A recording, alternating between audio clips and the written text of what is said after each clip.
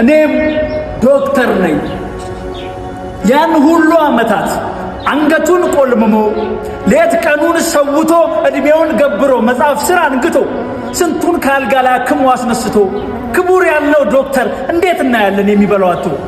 ይሰማል ወይ መንግስት? ይሰማል ወይ ህዝቤ?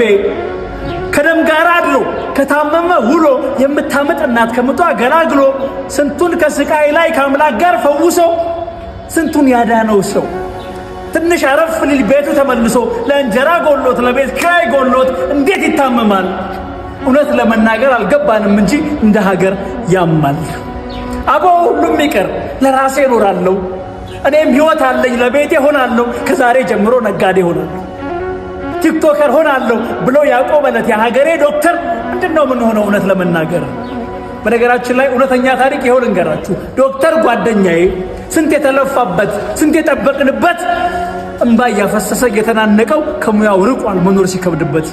ኋላ ይቆጨናል ችላ ያልንበት ለት የኋላ አድጌ ተምሬ ዶክተር ሆናለሁ ሚል ልጅ አጣንለት።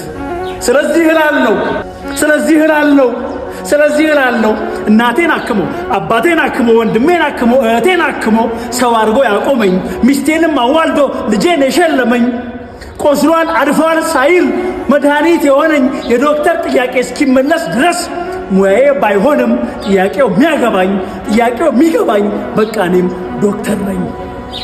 ይሰማል ወይ መንግስት? በነገራችን ላይ ይሄ ጥያቄ ፍትሃዊ ጥያቄ ነው።